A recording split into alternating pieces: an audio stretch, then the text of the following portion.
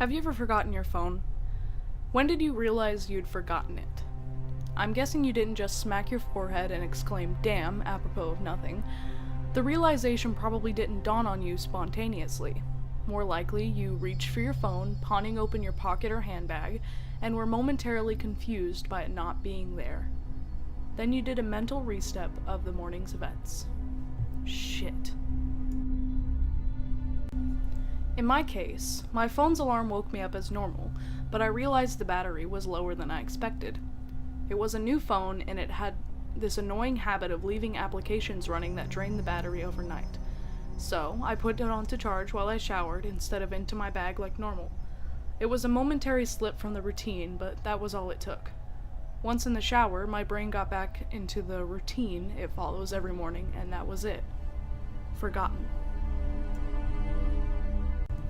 This wasn't just me being clumsy. As I later researched, this is a recognized brain function. Your brain doesn't just work on one level, it works on many. Like, when you're walking somewhere, you think about your destination and avoiding hazards, but you don't need to think about keeping your legs moving properly. If you did, the entire world would turn into one massive hilarious co-op cosplay. I wasn't thinking about regulating my breathing. I was thinking whether I should grab a coffee on the drive to work. And I did. I wasn't thinking about moving my breakfast through my intestines. I was wondering whether I'd finish on time to pick up my daughter Emily from nursery after work, or get stuck with another late fee. This is the thing. There's a level of your brain that just deals with routine, so that the rest of the brain can think about other things. Think about it. Think about your last commute. What do you actually remember? Little, if anything, probably. Most common journeys blur into one, and recalling any one in particular is scientifically proven to be difficult. Do something often enough and it becomes routine. Keep doing it, and it stops being processed by the thinking bit of your brain and gets released to a part of the brain dedicated to dealing with routine. Your brain keeps doing it without you thinking about it. Soon, you think about your route to work as much as you do keeping your legs moving when you walk, as in, not at all. Most people call it autopilot, but there's danger there. If you have a break in your routine, your ability to remember and account for the break is only as good as your ability to stop your brain going into routine mode. My ability to remember my phone being on the counter is only as reliable as my ability to stop my brain entering morning routine mode, which could dictate that my phone is actually in my bag. But I didn't stop my brain entering routine mode.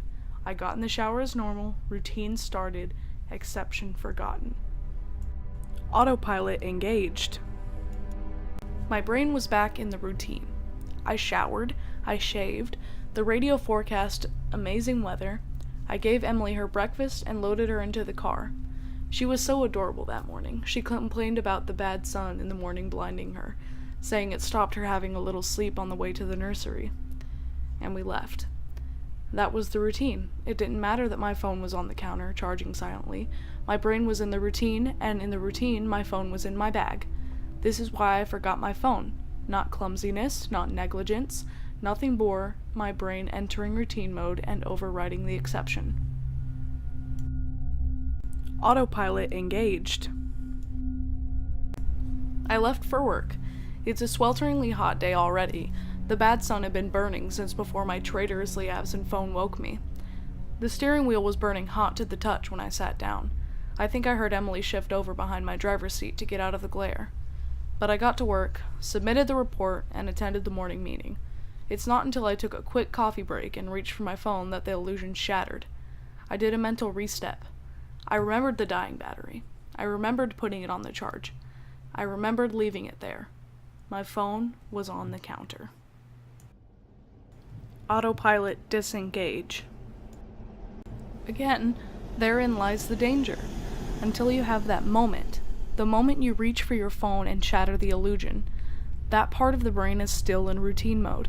It has no reason to question the facts of the routine. That's why it's a routine.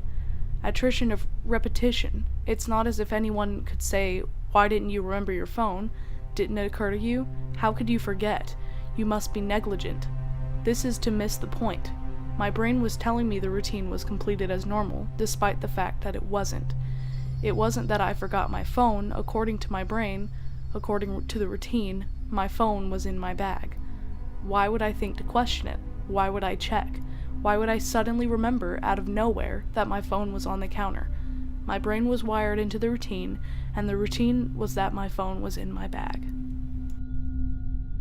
The day continued to bake. The morning haze gave way to the relentless fever heat of the afternoon. Tarmac bubbled. The direct beams of heat threatened to crack the pavement. People swapped coffees for iced smoothies. Jackets discarded, sleeves rolled up, ties loosened, brows mopped. The park slowly filled with sunbathers and barbecues. Window frames threatened to warp. The thermometer continued to swell. Thank fuck the offices were air-conditioned. But, as ever, the furnace of the day gave way to a cooler evening. Another day, another dollar. Still cursing myself for forgetting my phone, I drove home. The day's heat had baked the inside of the car, releasing a horrible smell from somewhere. When I arrived on the driveway, the stones crunching comfortably underneath my tires, my wife greeted me at the door. "Where's Emily?" Fuck.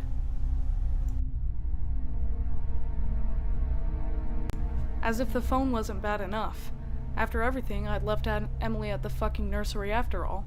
I immediately sped back to the nursery. I got to the door and started practicing my excuses, wondering vainly if I could charm my way out of a late fee. I saw a piece of paper stuck to the door. "Due to vandalism overnight, please use side door, today only." Overnight? What? The door was fine this morning. I froze. My knees shook. Vandals.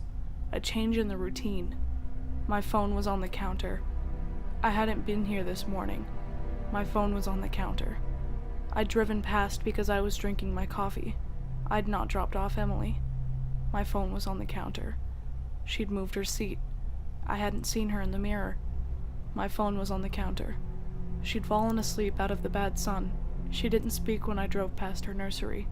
My phone was on the counter. She'd changed the routine. My phone was on the counter. She'd changed the routine and I'd forgotten to drop her off. My phone was on the counter. 9 hours. That car. That baking sun. No air. No water. No power. No help. That heat. A steering wheel too hot to touch. That smell. I walked to the car door. Numb. Shock. I opened the door. My phone was on the counter, and my daughter was dead.